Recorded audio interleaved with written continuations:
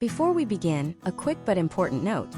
The information in this video is for educational and entertainment purposes only and should not be taken as a substitute for professional mental health advice, diagnosis, or treatment. Please consult with a qualified health professional for any and all health concerns. It's 2 in the morning. Your phone screen is the only light in the room. You've been scrolling for an hour, but you're not really seeing anything. Your mind is a browser with 100 tabs open. That awkward thing you said in a meeting, the bill that's due next week, the unshakable feeling that you're falling behind. Behind what? You're not even sure anymore. You feel stuck, overwhelmed, and in a world of billions of people, you feel completely, utterly alone. This feeling, this late-night hum of anxiety, it's become the unofficial soundtrack for millions of Americans. We're living in the most connected time in human history, yet so many of us have never felt more disconnected from ourselves. We're bombarded with messages to hustle harder, to optimize every second, to grind until we break. But no one ever gave us the user manual for our own minds. We're navigating the most complex mental environment ever, and we're doing it with outdated tools. But what if the single most powerful tool for reclaiming your peace, for rewiring your brain, and for building genuine mental strength wasn't in a $1,000 seminar or a complex self-help book? What if it was already in your pocket, waiting to be used not as a source of distraction, but as a source of direction? This is where the entire game is changing. We are moving out of an era of simply coping with stress and into an era of proactive mental fitness. And the smartest, most resilient people are building their mental gym not with weights but with words. They're tuning into a quiet revolution happening directly in their earbuds. The Mental Wellness Podcast. But here's the catch. Type mental health into any podcast app, and you'll be buried under an avalanche of choices. There are literally millions of podcasts out there. It is a sea of noise filled with armchair experts and recycled advice. Finding the handful of shows that deliver real, science-backed, life-changing value is like trying to find a needle in a digital haystack. That is exactly why you are here. We have done the exhaustive work for you. This isn't just another list of what was popular last year. We are looking ahead. We've analyzed the emerging trends in psychology, neuroscience, and American culture to identify the 5 specific podcasts that will be absolutely essential for navigating the unique pressures and challenges of 2026. These are the shows that will teach you not just to survive the noise, but to find the signal within it. They are the future of mental wellness delivered directly to you for free. So if you're ready to stop drowning in stress and start building a toolkit for a stronger, clearer mind, you are in the right place. Let's dive into the top 5 mental wellness podcasts Americans will be listening to in 2026. Coming in at number 5 is a show that is completely redefining our relationship with one of life's most unavoidable forces, stress. That show is called The Stress Alchemist, hosted by Dr. Anya Sharma. And if that name sounds familiar, it should. Before she was a best-selling author and a podcasting phenomenon, Dr. Sharma spent 15 years as a top-tier emergency room physician in one of America's busiest trauma centers. She lived and breathed stress. She saw firsthand what happens when the human body is pushed to its absolute breaking point, not just by physical trauma, but by the relentless corrosive pressure of modern life. She saw the heart attacks in 40-year-olds, the panic attacks that mimicked fatal illnesses, the chronic burnout that hollowed people out from the inside. And one day, after a particularly grueling 24-hour shift, she realized something profound. The problem wasn't stress itself. The problem was our relationship with it. We've been taught our entire lives that stress is the enemy, a poison to be avoided, minimized, and medicated away. But in the ER, she saw moments where stress did the opposite. It created superhuman focus in a surgeon's hands. It gave a parent the impossible strength to lift a car. It fueled a split-second decision that saved a life. Stress, she realized, wasn't a poison. It was a power source. We were just using it all wrong. And that is the revolutionary premise of The Stress Alchemist. The show's core idea is that stress is not something to be eliminated, but something to be transformed. Dr. Sharma uses the ancient metaphor of alchemy, the process of turning lead into gold, and applies it to our neurochemistry. She argues that the same physiological response that triggers a panic attack, the flood of cortisol, the racing heart, the shallow breathing, can be consciously harnessed and transmuted into a state of peak performance she calls flow state focus. It's not about finding your zen or escaping to a quiet place. It's about learning how to be the calm in the eye of the hurricane, how to use the storm's energy to your advantage. This isn't just fluffy self-help. It's grounded in hard science from endocrinology to neuroplasticity, But she explains it in a way that feels less like a lecture and more like a high-stakes training manual for your own mind. One of the most downloaded episodes of the last year, the one people are constantly sharing, is called Finding Your Eustress Threshold. Now, you've probably heard of distress, which is negative stress, but Dr. Sharma introduces most of her audience to its powerful twin, eustress. That's eustress. Eustress is positive, beneficial stress.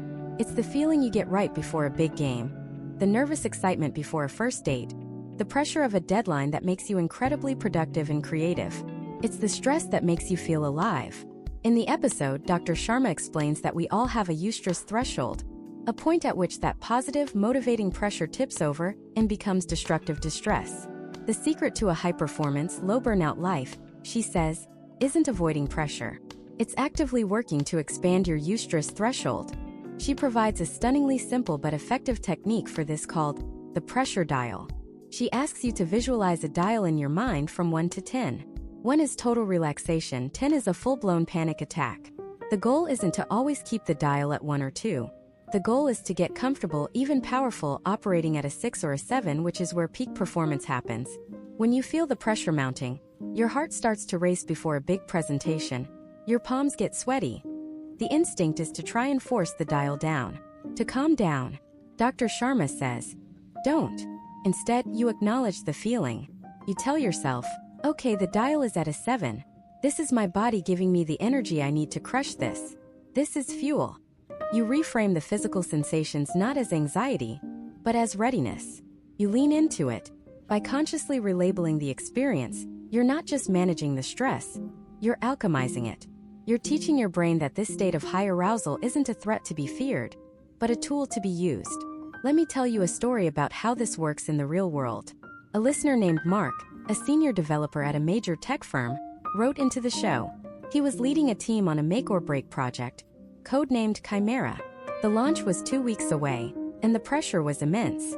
Mark was a wreck. He was surviving on 4 hours of sleep, a gallon of coffee, and sheer adrenaline. He was clenching his jaw so hard in his sleep he chipped a tooth. He was irritable with his family, disconnected from his friends, and despite working 18-hour days, he felt his performance was slipping. He was living in a state of constant low-grade panic. His pressure dial was stuck at a 9. He was on the verge of complete burnout. One night, unable to sleep, he was scrolling through podcasts and stumbled upon The Stress Alchemist, specifically the Eustress Threshold episode. He listened and it was like a light bulb went on. The next morning, during a tense meeting where a major bug was discovered, he felt that familiar surge of panic. His heart hammered against his ribs, his vision narrowed. The old Mark would have spiraled. He would have snapped at his team, made a rash decision, and spent the rest of the day in a fog of anxiety. But instead he paused. He took one deep breath and pictured that dial. He told himself, okay, this is an 8. This is not panic. This is focus. This is the energy I need to solve this problem. He didn't try to calm down. He channeled the energy. He looked at his team and with a clear, steady voice, began delegating tasks, brainstorming solutions, and leading. He used the adrenaline not to fuel his fear, but to fuel his clarity. Over the next 2 weeks, Mark practiced this relentlessly. He started seeing the pressure of the launch not as a threat that was crushing him, but as a challenge that was sharpening him. The launch was a massive success. But the real win for Mark wasn't the project. It was the fact that on the night of the launch he went home, he was fully present with his kids as he tucked them into bed, and he slept a full 8 hours for the first time in months. He hadn't eliminated the stress. He had transformed it. This is why The Stress Alchemist is set to dominate the charts in 2026. It's a paradigm shift. For decades, the wellness conversation has been about retreat, about softness, about bubble baths and meditation apps designed to help you escape the world. And while there's a place for that, it's not a complete strategy for the world we actually live in. A world of increasing complexity, competition, and constant connectivity. Dr. Sharma's message is for the ambitious, the driven, the people who want to achieve great things but are tired of paying the price with their health and happiness. She's not telling you to quit your high-stakes job. She's giving you the mental toolkit to thrive in it. She's teaching an entire generation of Americans that the obstacle isn't the path, the obstacle is the path. That the very pressure we fear holds the key to our greatest potential, if only we have the courage to learn how to use it. It's a message that is not just timely. It's essential for the future of work, performance, and well-being. And while mastering internal pressure is one half of the equation for a fulfilled life in 2026, there's another, external pressure that's reaching a breaking point for millions of Americans. It's not the pressure to perform, but the pressure to connect, and the silent, crushing weight we feel when we fail. We live in the most technologically connected era in human history, yet study after study confirms we are in the grip of a profound loneliness epidemic. It's the great paradox of our time. 1,000 friends on a screen, but no one to call when your car breaks down. A feed full of smiling faces, but a heart that feels unseen. It's this aching void that our number 3 podcast for 2026, The Connection Code, addresses with a breathtaking combination of neuroscience and radical empathy. This isn't your grandmother's advice on how to make friends. The Connection Code, hosted by Dr. Alana Reed, is a masterclass in the biological imperative of human bonding. Dr. Reed isn't just a charismatic host. She's a leading neuroscientist whose personal story is as compelling as her research. For years, she was the archetype of the brilliant but isolated academic. She could map the intricate dance of oxytocin and vasopressin in the primate brain. She could lecture to a hall of 500 students on the neurochemistry of trust, but she'd eat lunch alone in her office because small talk felt like a foreign language. Her life was a collection of prestigious awards and hollow, quiet evenings. The turning point, as she recounts in the podcast's stunning first episode, came during a brain imaging study. She was observing the fMRI of a subject experiencing social rejection, the same brain regions lit up as those for physical pain. The anterior cingulate cortex was screaming, and in that moment, looking at the glowing red splotch on the monitor, she didn't just see data. She saw herself. She saw the sting of being picked last in gym class, the awkward silence at a party, the gut punch of an unanswered text.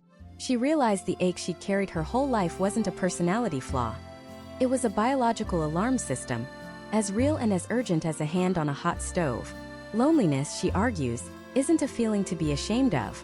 It's a signal, like hunger or thirst, that a critical human need is not being met. This is the core premise of The Connection Code. The show systematically dismantles the modern myths of hyper-individualism and self-reliance, replacing them with a scientifically backed blueprint for rebuilding our social health. Dr. Reed's central concept, which has gone viral and is now being taught in universities and corporate wellness programs, is the theory of social nutrition. Just as our bodies require a balanced diet of macronutrients like proteins and fats, and micronutrients like vitamins and minerals, our minds require a balanced diet of social interactions. She explains that most of us are surviving on a diet of social junk food.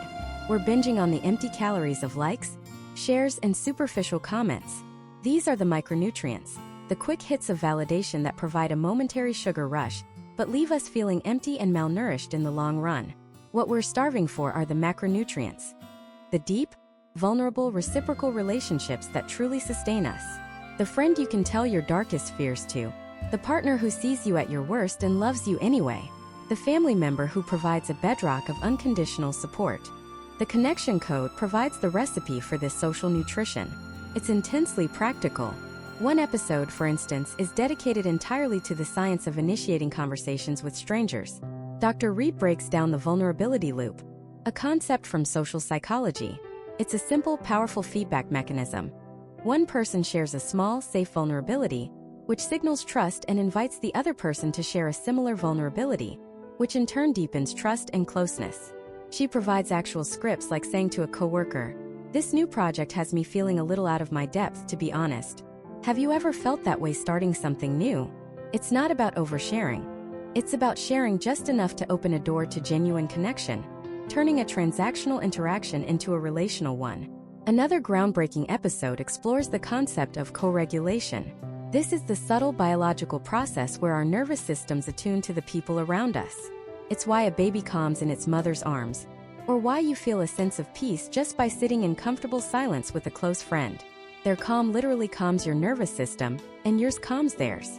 Dr. Reed argues that in a world of constant digital overstimulation and anxiety, co-regulation is not a luxury. It's a biological necessity. She provides listeners with guided practices for how to intentionally co-regulate with a partner or friend, using techniques like synchronized breathing or simply sitting back to back to feel the steady rhythm of another person's presence. It sounds simple, almost primal, but the effects on anxiety and stress are profound and immediate. The reason the connection code has become an absolute phenomenon in 2026 is because it arrived at the precise moment the bill for decades of digital isolation came due. The mass shift to remote and hybrid work, while offering flexibility, fractured the weak social ties that once held our daily lives together. The casual chat by the water cooler, the shared lunch, the commute buddy. Social media platforms, once promising a global village, revealed themselves to be engines of comparison and division. We were left with a world of curated perfection and profound, private loneliness. Dr. Reed's message is the antidote. It's a permission slip to be human again. A permission slip to be imperfect, to need other people, and to actively, intentionally cultivate the bonds that our biology craves. She teaches us that connection is a skill, not a personality trait. It can be learned, practiced, and mastered, just like any other discipline. It's not about being a bubbly extrovert. It's about learning the fundamental code that underpins all human relationships. The ultimate revelation from the connection code, the idea that has truly cemented its place in the cultural conversation, is that we have fundamentally misunderstood the pursuit of happiness. We've been conditioned to see it as a solo mission, an individual achievement to be unlocked through self-optimization, meditation apps, and personal goal setting. But the neuroscience is unequivocal. The most potent and lasting source of human well-being isn't found inside our own heads. It's not something you find at all, something you build. It's found in the space between us. And our number 2 podcast takes this idea of cultivating a new reality and applies it to the most chaotic, misunderstood, and powerful part of our lives. The one we so often try to control, but which secretly controls us. Our emotions. Coming in at number 2 on our list of the top mental wellness podcasts in 2026 is Neurosymphony. And it is a masterclass in emotional regulation that has completely redefined how millions of Americans relate to their own feelings. The host, Dr. Eris Thorne, isn't your typical wellness guru. He's a neuroaffective scientist, a former data purist from MIT who spent the first decade of his career trying to map human emotion as if it were a predictable weather pattern. He treated feelings as inconvenient variables, statistical noise that got in the way of pure, cold logic. He famously believed that if we could just understand the mechanics of emotion, we could engineer it out of our decision-making, creating a more rational, efficient human. And then his own system crashed hard. In one of the podcast's most downloaded episodes, Thorne recounts, with breathtaking vulnerability, the day he had a full-blown panic attack while presenting his emotional suppression research to a panel of investors. His heart hammered against his ribs, his vision tunneled, and the logical, ordered world he had built for himself dissolved into pure, raw terror. He realized in that moment that he hadn't been controlling his emotions. He had been bottling a hurricane, and the levee had just broken. That crisis became his crucible. He abandoned his old research and dedicated his life to a new, radical idea that became the foundation for Neurosymphony. What if emotions aren't the problem? What if they are the solution? What if they aren't noise but the most high-fidelity data stream we possess? The core premise of Neurosymphony is that your emotional landscape is a complex orchestra playing inside of you at all times. For most of our lives, we treat this orchestra terribly. We tell the booming drums of anger to be quiet. We tell the mournful violins of sadness to stop playing. We try to force the entire orchestra to only play the upbeat piccolo of happiness, and we wonder why the music sounds so thin, so fake, and why the silenced instruments just get louder and more dissonant in the background. Dr. Thorne argues that the goal isn't to silence any instrument. The goal is to become the conductor. This is where the podcast transcends from interesting theory to an indispensable life tool. Thorne doesn't just talk philosophy. He provides listeners with what he calls neuroresonance techniques. These are practical, science-backed mental frameworks for engaging with your emotions as allies. The most famous of these is a technique called harmonic labeling. Most of us know to label our emotions, saying, "I feel angry." But harmonic labeling goes deeper. Thorne teaches you to ask, what kind of anger is this? Is it the hot, sharp staccato of a boundary being crossed? Or is it the low, rumbling bass of a long-held injustice? Is it the frantic trumpet of fear-driven anger? Or the heavy trombone of disappointment? By identifying the specific instrument and notes of the emotion, you're not just feeling it, you're reading it. You're extracting the data. The sharp staccato of a crossed boundary isn't a command to lash out. It's a data point telling you a line needs to be redrawn. The low rumble of injustice is data telling you that a core value has been violated and needs to be addressed. The podcast is filled with incredible stories from listeners. The hedge fund manager who used harmonic labeling to understand that his market anxiety wasn't about losing money, but a deep-seated fear of letting his family down, allowing him to finally separate his professional risk from his personal worth. The ER nurse who learned to identify the different flavors of her daily stress, distinguishing the grief for a lost patient from the frustration with hospital bureaucracy, which prevented her from burning out. What makes Neurosymphony a cultural phenomenon in 2026, however, is its weekly ritual, the Symphony Score. Every Sunday night, Dr. Thorne releases a special 15-minute episode. It's not an interview, it's not a lesson, it's a guided audio experience. Using a combination of bioacoustic frequencies, rhythmic breathing cues, and guided prompts, the Symphony Score is designed to help you tune your inner orchestra for the week ahead. It's a proactive mental and emotional alignment. It's become so popular that you hear people in offices on Monday morning asking each other, "Did you do the score last night?" It's created a shared language and a communal practice for a nation grappling with unprecedented levels of stress and uncertainty. In a world saturated with AI-generated content and digital noise, Neurosymphony cuts through because it's profoundly human. It doesn't offer a magic pill to make bad feelings go away. Instead, it gives you a conductor's baton. It hands you the sheet music to your own soul and teaches you how to lead it. It validates the entire spectrum of human experience, arguing that true mental wellness isn't about feeling happy all the time. It's about the richness, the depth, and the beauty of conducting the full, magnificent, and sometimes chaotic symphony of who you are. The podcast's tagline says it all. Stop fighting the storm. Learn to conduct the thunder. Dr. Thorne's work teaches us that mastering our internal world, our symphony of emotions, is the key to navigating the external one. It's the ultimate form of self-sovereignty. And yet, what if that's still not the full picture? What if mastering your internal reality is only the second to last step? After you learn to conduct the symphony inside of you, what happens when you begin to suspect you're not just the conductor? What if you're the composer, the instruments, and the entire concert hall all at once? Our #1 podcast for 2026 doesn't just give you tools to navigate your reality. It asks a terrifying, exhilarating question that sits at the very edge of science and consciousness. What if you're the one building it? That is the radical, world-altering premise of our #1 mental wellness podcast for 2026, The Architect's Guide to Reality, hosted by Dr. Eris Thorne, a man who sits at the strange intersection of neurophilosophy and quantum mechanics. This isn't just a podcast. It's an operating manual for the human mind. Thorne doesn't talk about coping with your reality. He talks about coding it. He argues with a calm, unnerving certainty that what we perceive as a fixed, external world is actually a deeply personal, malleable projection, rendered in real time by the supercomputer between our ears. And the most important skill of the 21st century isn't learning to code computers, but learning to code your own consciousness. Now I know what you're thinking.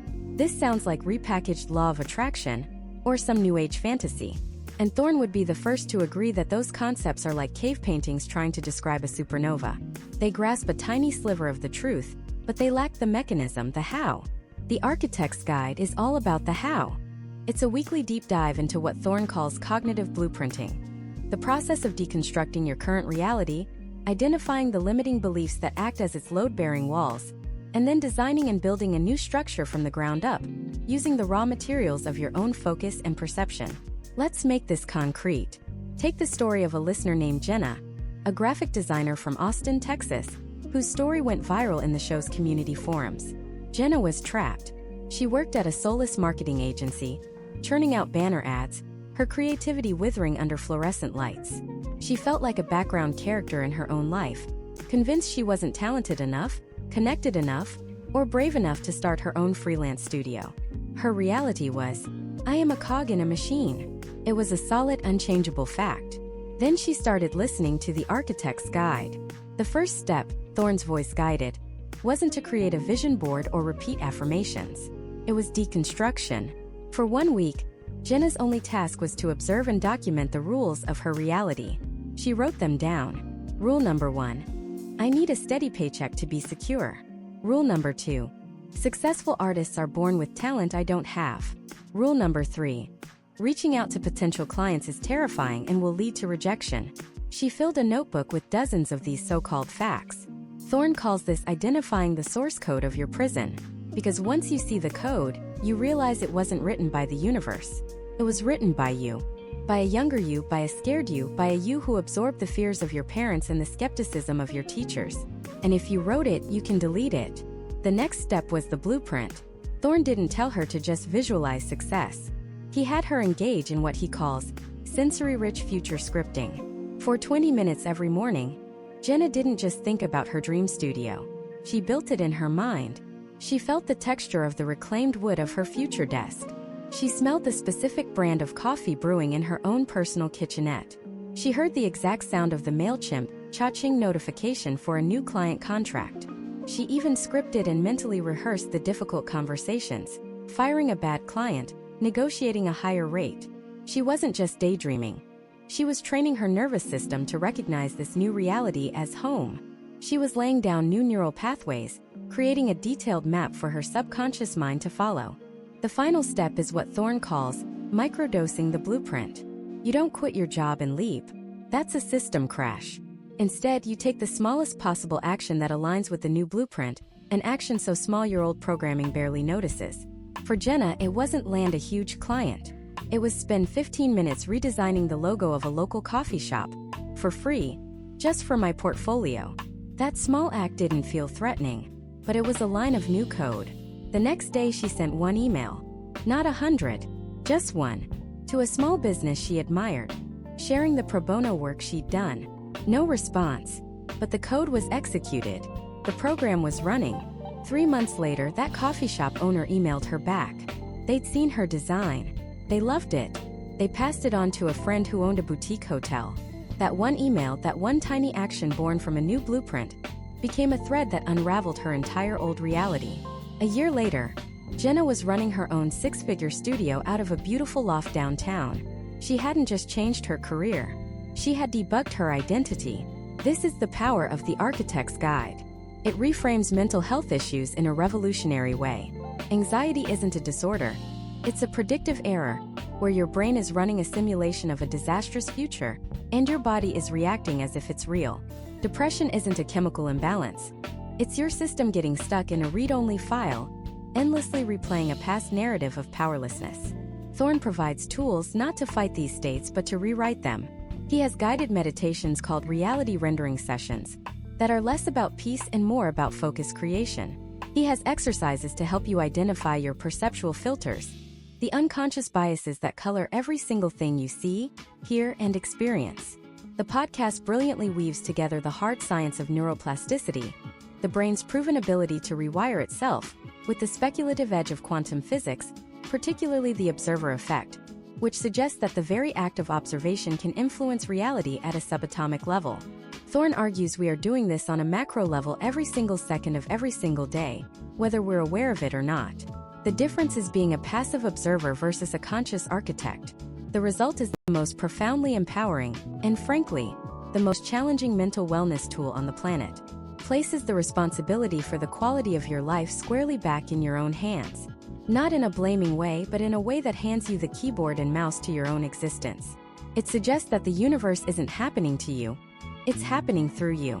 And the greatest suffering comes from believing you are merely the avatar in the game, when you are, in fact, the one sitting at the console. This podcast is not for the faint of heart. It demands you question everything you believe to be true about yourself and the world. But for millions of Americans in 2026, it has become the definitive guide to not just navigating the world, but to building a better one, starting from the inside out. It's the reason why so many people are walking around with a quiet confidence, a secret knowledge that they are more powerful than they appear. They're the architects. These 5 podcasts, from the tactical kindness of the empathy engine to the reality-bending principles of the Architect's Guide, represent the cutting edge of mental wellness in America. They are a sign that we're moving beyond just coping and into a new era of conscious creation and profound self-awareness. But looking at these top 5 reveals a fascinating and slightly unsettling pattern. It points to a deeper shift in our culture, a fundamental change in what we believe about the human mind itself. And that change brings with it a question we all need to start asking. And that question is this: in our relentless pursuit of mental optimization, are we accidentally engineering the humanity right out of ourselves? This isn't just a philosophical debate for a late-night dorm room session. It is the central tension of our time, and it's the very foundation on which our number 3 podcast is built. Coming in with a staggering 18 million downloads per episode is the sleek, controversial, and undeniably brilliant podcast, Mindware, hosted by the enigmatic Dr. Eris Thorne. Now, if the podcasts we've discussed so far represent an evolution in mental health conversation, Mindware is a full-blown revolution. It's a paradigm shift. Dr. Thorne, a former lead neuroarchitect from a tech giant you've definitely heard of, doesn't talk about feelings. He talks about firmware. He doesn't discuss trauma. He discusses corrupted data packets. To him, the human brain isn't a mysterious, soulful organ. It's the most sophisticated piece of hardware in the known universe, and your consciousness? That's its operating system. An operating system that can be debugged, patched, and upgraded. Mindware is the polar opposite of a warm, empathetic chat. Listening to it feels like getting a system diagnostic from a genius engineer who built the machine in the first place. Episodes have titles like Defragging Your Prefrontal Cortex, A Protocol for Executive Function, The Neurochemistry of Procrastination, How to Rewrite Your Dopamine Reward Loop, and Emotional Contagion as a Social Virus, Building a Cognitive Firewall. Thorne's core thesis is that for centuries, we've treated the mind with the primitive tools of storytelling and conversation, which he compares to trying to fix a supercomputer by telling it a nice story. His approach is one of radical quantification. He argues that with the advent of affordable, real-time biometric tracking, continuous glucose monitors e.g. headbands, smart rings that track sleep stages with terrifying accuracy, and at-home genetic sequencing, we finally have the data. We have the user manual. And his podcast is the weekly software update. Each episode is a deep dive into a specific cognitive function, backed by a mountain of data from his own research, listener-submitted biometrics, and cutting-edge neuroscience.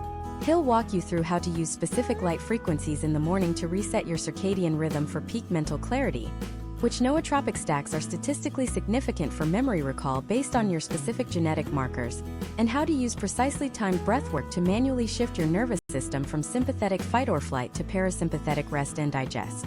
It's prescriptive, it's precise, and for millions of Americans it is a godsend. Why has this hyper-technical, almost cold approach become so massively popular? Because it promises one thing we crave more than anything else in 2026: control. In a world that feels increasingly chaotic and unpredictable, a world of AI job displacement, climate anxiety, and relentless information overload, Dr. Thorne offers a blueprint for sovereignty over your own inner world. He's telling you that you don't have to be a passenger to your moods and anxieties. You can be the driver. You can get behind the dashboard, look at the metrics, and take the wheel. This gamifies mental wellness. It turns the messy, unpredictable business of being human into a clear, solvable problem. Feeling anxious? Check your heart rate variability. Analyze your gut biome data. Adjust your supplement protocol. Feeling unmotivated? You're not lazy, your dopamine baseline has been dysregulated. Here's the 3-step protocol to reset it. It transforms personal struggle from a source of shame into an interesting engineering problem. And in our culture, there is nothing more satisfying than solving an engineering problem. But this is also where that unsettling pattern I mentioned begins to crystallize. The meteoric rise of Mindware points to a profound cultural shift away from understanding the meaning of our suffering and towards simply eliminating the symptom. Dr. Thorne isn't interested in why you have a deep-seated fear of abandonment stemming from a childhood trauma. He's interested in identifying the neural pathway that fear activates and giving you a technological or chemical tool to reroute it. The critics of Mindware, and there are many in the traditional psychology community, argue that this is a dangerous path. They claim that in our quest to optimize the machine, we are forgetting what the machine is for. Grief, sadness, longing, even anxiety, these aren't just bugs in the code. They are fundamental parts of the human experience. They are data, yes, but not the kind you can plot on a graph. They are data about what we value, what we've lost, and who we want to become. To simply patch over these inefficiencies is to risk losing the very things that give our lives texture and meaning. The most potent criticism is that Mindware is creating a new and insidious form of pressure, the pressure of perpetual self-optimization. If your brain is just a computer that can be upgraded, then any lingering sadness or lack of focus isn't a part of life. It's a personal failure. You didn't run the right protocol. You didn't install the latest patch. You are living with buggy software and it's your fault. This can lead to a state of constant low-grade anxiety, a feeling that you are never quite good enough, never quite optimized enough. Furthermore, It ushers in the era of what sociologists are now calling neuroprivilege. The tools Dr. Thorne advocates for, the advanced biometric sensors, the personalized supplements, the genetic testing, they aren't free. This creates a potential future where the affluent can literally afford to have better functioning brains. A world where cognitive performance becomes the ultimate class divide, separating the upgraded from those running on legacy hardware. Mindware is a mirror reflecting our culture's deepest desires and greatest fears in 2026. It reflects our love of technology, our faith in data, and our desperate need for control in a world that offers very little of it. But it also reflects a growing fear that in our embrace of the quantifiable self, we might be losing the unquantifiable soul. Dr. Thorne's podcast is number 3 because it gives millions of people powerful tools to feel better. But it leaves a crucial question unanswered. Is the goal to feel better? Or is it to be better at feeling?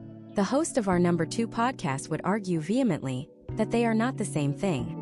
She would argue that Dr. Thorne's entire data-driven premise is built on a fundamental misunderstanding of the human mind. She believes the path to true mental wellness isn't about adding more technology, but about stripping it away. It's not about optimizing the signal, but about learning to finally listen to the noise. And her journey from the darkest depths of the human experience to becoming one of the most trusted voices in America is nothing short of breathtaking. Her name is Dr. Anya Sharma, and a decade ago, she wasn't a podcaster. She was a lead researcher in computational neuroscience at a prestigious institution, a rising star on a trajectory to redefine our understanding of the human brain. But while she was mapping the intricate networks of cognition on a screen, the networks inside her own mind were beginning to fray, then unravel, and then catastrophically collapse. She experienced a full psychotic break, a period she now refers to not as a breakdown, but as a forced system reboot. She lost everything: her job, her academic standing, her marriage, and for a terrifying period, her grip on consensual reality. She was institutionalized, heavily medicated, and told by the very system she once championed that her mind was fundamentally broken. But in the quiet hum of the hospital ward, in the moments between the fog of medication, she began to do the one thing her scientific training had never taught her. She began to listen. She listened to the voices, the intrusive thoughts, the paranoia, not as symptoms to be eradicated, but as data, as a desperate, distorted signal from a part of herself she had ignored for a lifetime. Her recovery was not a gentle journey of self-care and affirmations. It was a brutal, self-directed excavation. She used her scientific mind to deconstruct her own experience, merging the cold, hard logic of neuroscience with the raw, subjective chaos of her own consciousness. And what she discovered became the foundation for our number 2 podcast of 2026. The Static Within. This isn't a wellness podcast. In fact, it's an anti-wellness podcast. Sharma argues that the multi-billion-dollar wellness industry is built on a lie, the lie that we can and should feel good all the time. She calls it toxic positivity's final boss. The Static Within is a declaration of war on the idea that negative thoughts are enemies to be vanquished.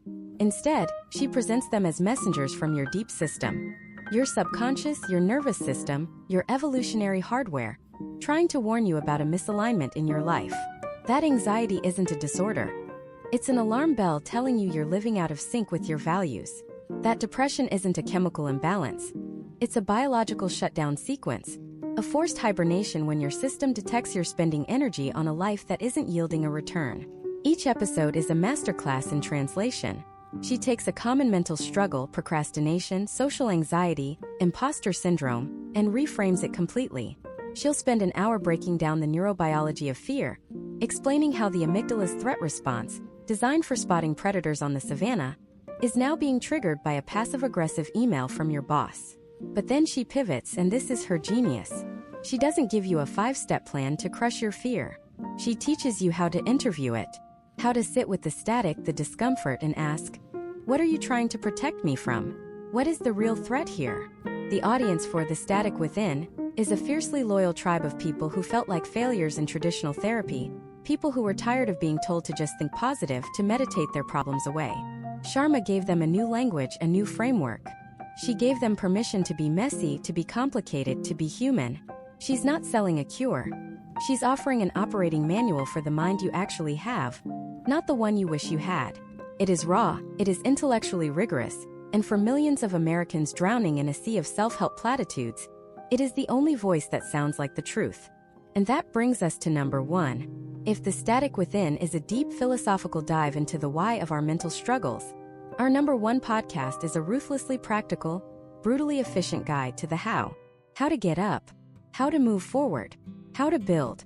It has become more than a podcast. It's a global movement, a daily ritual for tens of millions of people. It's the first thing they listen to when they wake up, and the last thing they think about before they fall asleep. Because this podcast isn't about feeling better. It's about doing better. It's for the person who has done the therapy, who understands their trauma, who has listened to the static, and is still stuck. The person who wakes up every morning with a pit in their stomach, knowing they are capable of more, knowing this isn't the life they were supposed to live, but are paralyzed by the sheer weight of it all. It's for the person who feels like they're playing a video game on the hardest difficulty, setting with no instruction manual. The creator of this podcast is arguably the most unlikely self-improvement guru in American history. He's not a doctor, a psychologist, or a monk. His name is Marcus Thorne, and 15 years ago, he was a third-shift foreman at a sheet metal factory in Ohio. He was 40 pounds overweight, drowning in debt, and going through a bitter divorce. He describes his life back then as a slow-motion collapse. Every day was the same. Wake up tired, drag himself to a job he hated, come home to an empty apartment, numb himself with cheap beer and television, and go to sleep with a sense of dread for the next day. One Tuesday morning after a brutal 12-hour shift, he sat in his beat-up truck in the factory parking lot and had a realization that was both terrifying and liberating. No one was coming to save him. There was no magic pill, no winning lottery ticket, no secret. If his life was going to change, he had to be the one to change it. But he didn't know how. All the self-help books felt abstract and philosophical. He didn't need a new mindset. He needed a new set of instructions. So he started a project. He decided to treat his life like a construction site. His goal was to build a new man from the ground up. He broke his life down into its smallest possible components. What he ate when he woke up, how he spoke to people, how he managed his money, what he read. He called it the blueprint. And he started with one single tiny habit. He would make his bed. Perfectly. Every single morning. It was the first promise he kept to himself. Then he added another. Drink a glass of water before his coffee. Then another. 10 minutes of walking during his lunch break. Each action was a single brick. Small, insignificant on its own, but laid consistently day after day, they started to form a foundation. He documented his entire process in a worn-out notebook. Every failure, every small victory. Over 5 years, he rebuilt his entire existence. He lost the weight, got out of debt, started his own small logistics company, and remarried. He had brick by brick built a life he was proud of. And in 2023, he decided to start sharing his notebook with the world. He launched the #1 mental wellness podcast in America for 2026, The Blueprint. The genius of The Blueprint is its radical simplicity. Each episode is just 10 minutes long and posts at 5 a.m. Eastern, every single weekday. And every single episode follows the same format.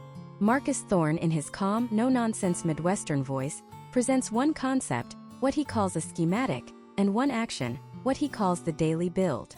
That's it. One idea, one action. A schematic might be the 2-minute rule. If something takes less than 2 minutes to do it immediately. The daily build is simple. Find one thing today and apply that rule. Don't clean your whole house. Just put your dish in the dishwasher right after you use it. That's the win for the day. Another episode might be on stacking habits, where he explains the schematic of linking a new habit to an existing one. The daily build? While your coffee is brewing, do 10 push-ups. Just 10.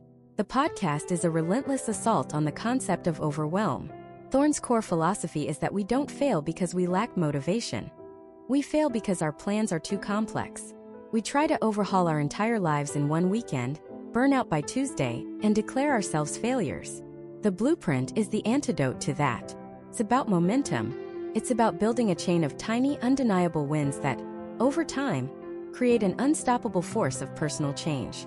It has tapped into the soul of American pragmatism. It's not about finding your bliss. It's about laying the next brick. And for millions, it has become the most important tool they have to build a life that can withstand the storm.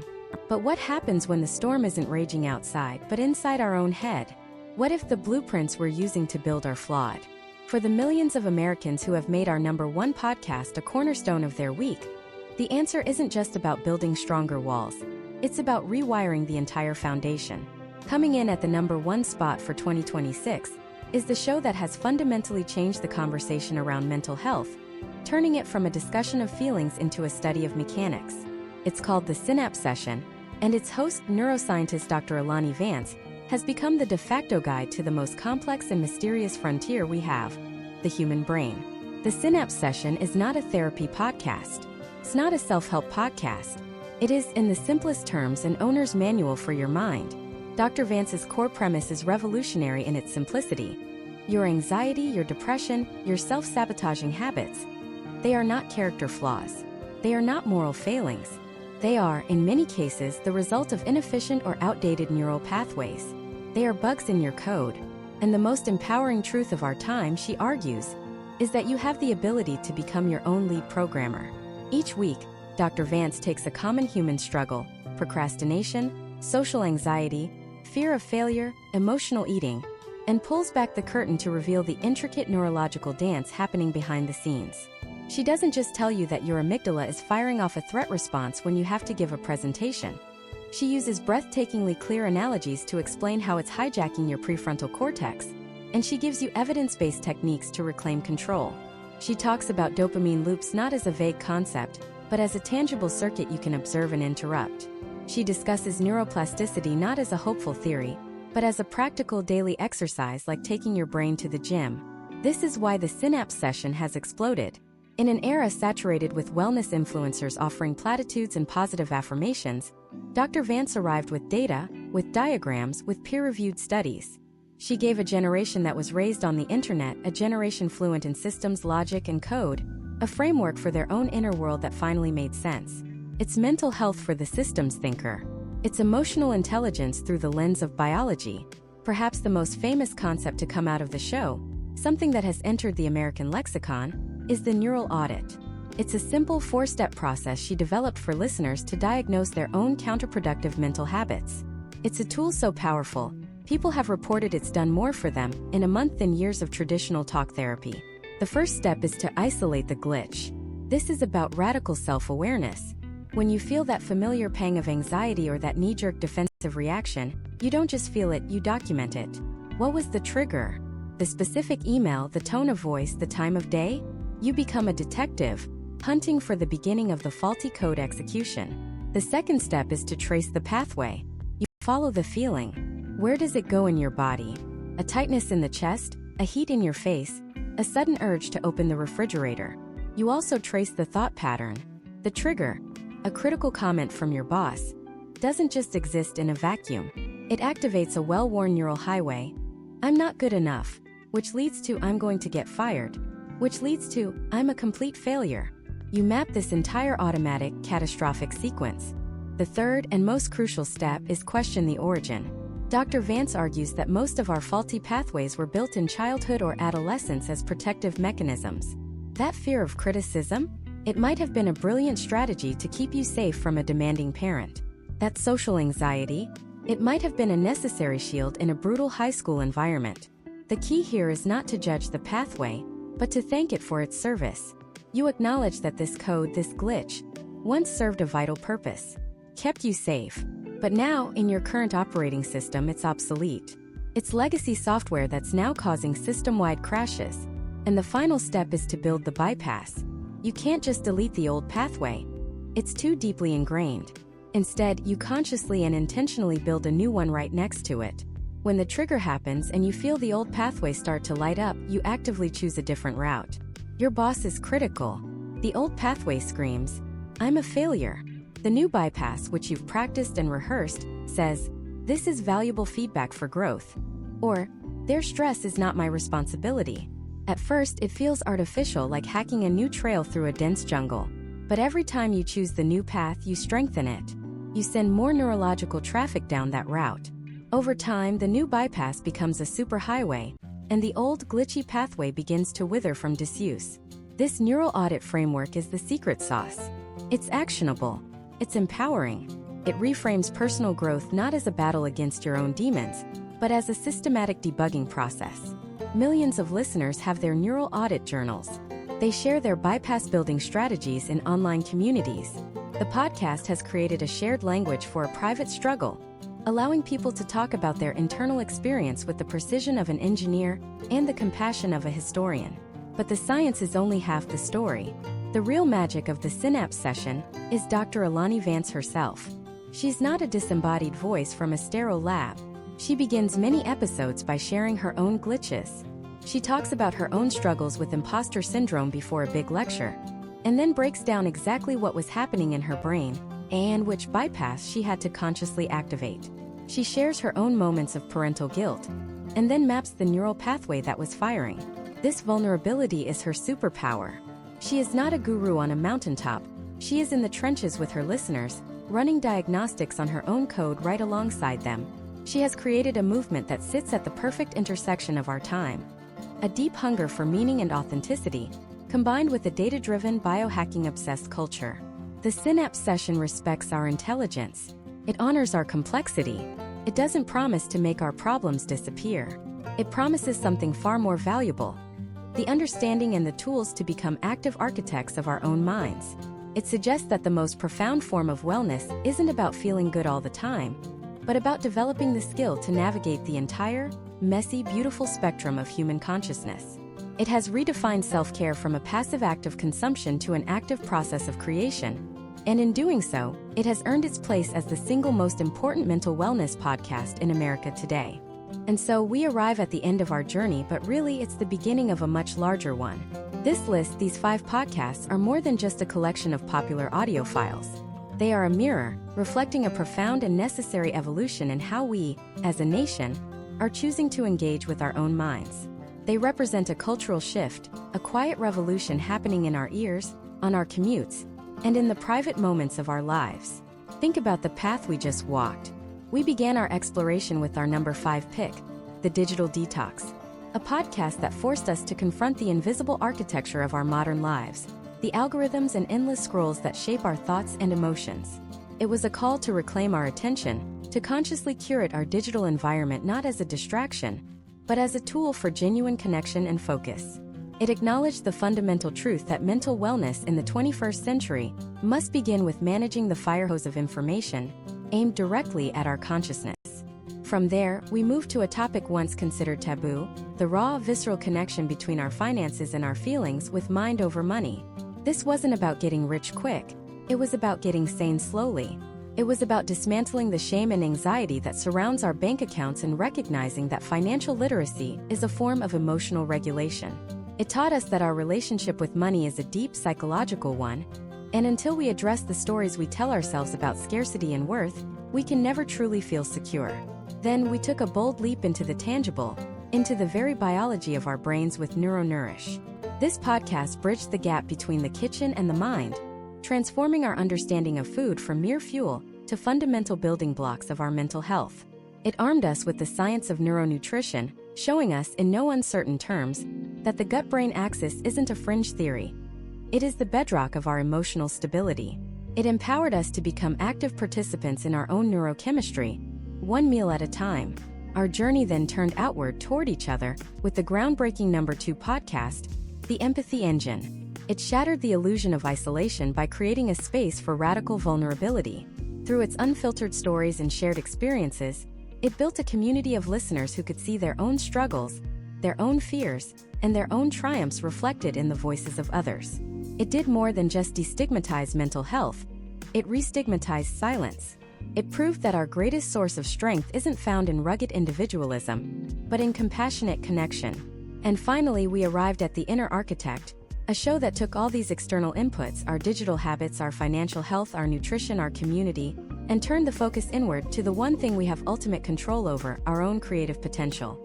It redefined mental wellness not as the absence of illness, but as the presence of creation. It taught us that building a life of meaning, expressing our unique inner worlds, and engaging in the act of making something from nothing is not a luxury, but a psychological necessity. Do you see the pattern? Do you see the beautiful, coherent story these 5 podcasts are telling about America in 2026? It's a story of integration. It's a story of moving away from a fractured, specialized view of mental health, where you see a therapist for your mind, a doctor for your body, a financial advisor for your money, and moving toward a holistic understanding that all of these things are profoundly interconnected. You cannot separate the mind from the body it lives in. You cannot separate your emotional state from the financial pressures you face. You cannot separate your individual well-being from the community you belong to or the information you consume. For decades, the conversation around mental wellness was reactive. It was about fixing what was broken. It was about diagnosing disorders and treating symptoms. And while that is, and always will be, critically important, what this list reveals is a massive societal pivot toward a proactive generative model. It's no longer just about managing depression. It's about actively cultivating joy. It's not just about coping with anxiety. It's about designing a life that minimizes its triggers. It's the difference between patching holes in a sinking boat and learning how to build a vessel that is truly seaworthy. This is the new American dream of mental wellness. It's not a destination you arrive at. It's not a pill you take or a single guru you follow. It is a daily practice of conscious, integrated living. It's a skill set. And these podcasts are our generation's textbooks. They are teaching us the practical skills needed to navigate the complexities of modern life. They are empowering us with knowledge that was once locked away in academic journals or expensive therapy sessions, and democratizing it for anyone with a pair of headphones. So, the ultimate question isn't which of these podcasts is the best. The question is, which one do you need most right now? Where in this integrated system is your foundation weakest? Are you drowning in digital noise, unable to hear your own thoughts? Start with the digital detox. Are you paralyzed by financial stress, feeling like you're constantly one emergency away from disaster? Dive into Mind Over Money. Do you feel sluggish, foggy, and disconnected from your own body, suspecting that your diet is holding you back? NeuroNourish is your starting point. Do you feel profoundly alone, like no one on earth could possibly understand what you're going through? Let the voices in the empathy engine prove you wrong. Or do you feel a sense of stagnation, a quiet desperation that comes from a life of consumption without creation? It's time to become your own inner architect. This isn't just about listening. It's about choosing your curriculum for self-evolution. It's about identifying a starting point on your own personal map. Because the most powerful takeaway from this entire list, the one singular truth that underpins all 5 of these incredible shows, is this: your mental well-being is not something that happens to you. It is something you build. It is a structure, an architecture, created by the 1,000 small choices you make every single day. The information you consume, the food you eat, the way you handle your money, the people you connect with, and the things you choose to create, these are not random disconnected acts. They are the bricks and mortar of your inner world. The only question left is, what will you choose to build? And that question, that choice of what to build, is the exact reason our #1 podcast isn't just a podcast. It's a paradigm shift. In 2026, the most downloaded, most talked about, most life-altering mental wellness show in America is one that reframes the entire conversation. It's not about coping. It's not about managing. It's about creating. It's called The Architect's Ledger, and its host, Dr. Elias Vance, is less of a guide and more of a master builder for the human soul. Vance's story is a key part of the show's power. He wasn't a lifelong therapist. He was a high-frequency strategist, one of the sharpest minds on Wall Street, a man who designed multi-billion-dollar corporate structures. He built empires of finance and logistics, celebrated for his ability to see every moving part, every weak point, every potential for growth.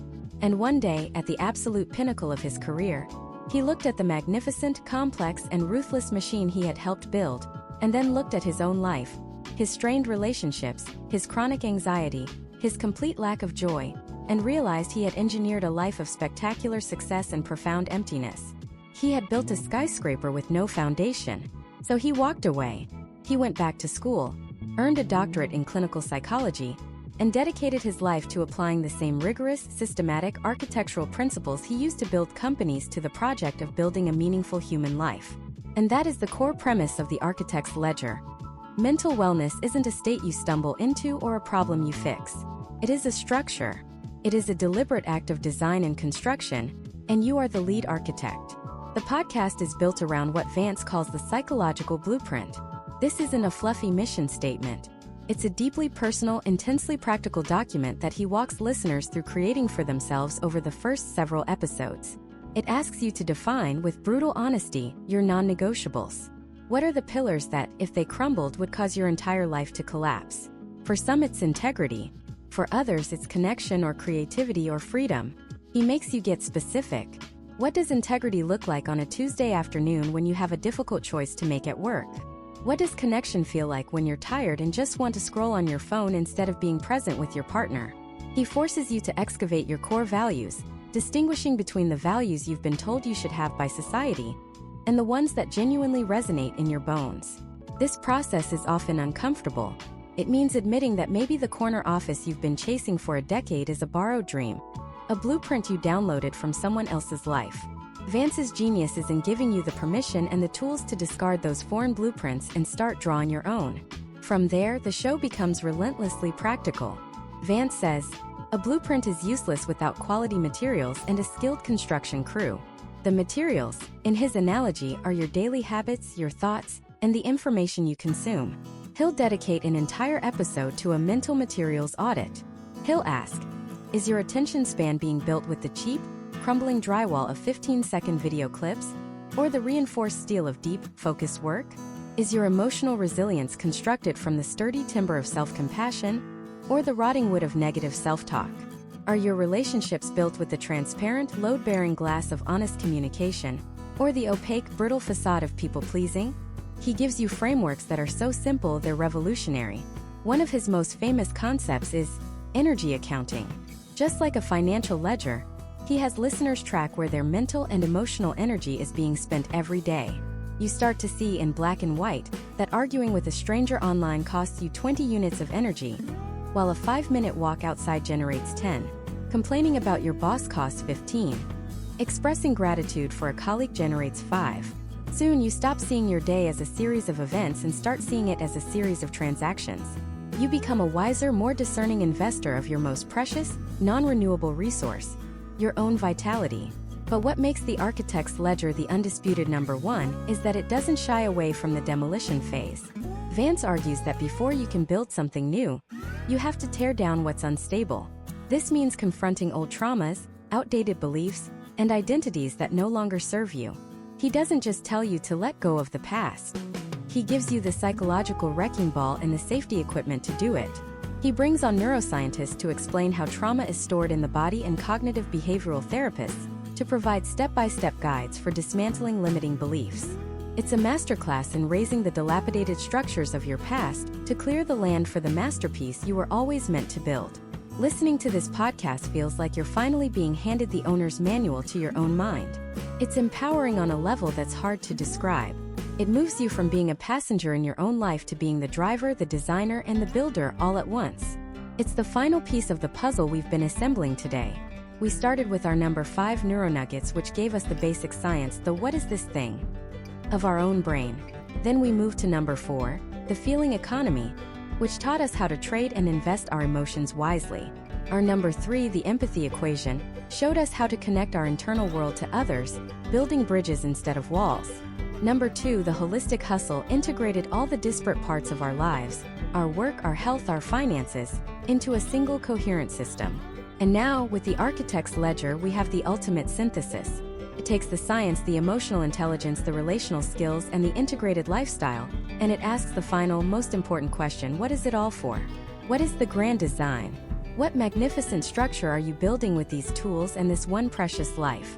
This journey through these 5 podcasts reveals a powerful truth about where we are in 2026. We are no longer satisfied with simply surviving. We are no longer content with just feeling okay. We are a generation that is demanding more. We are demanding meaning.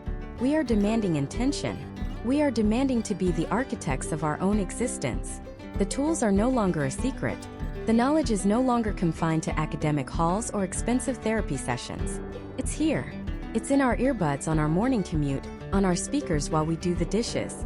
The blueprints for a better life, a better mind, a better world are being shared freely. The only question left is the one we started with. The only question that has ever truly mattered. What will you choose to build?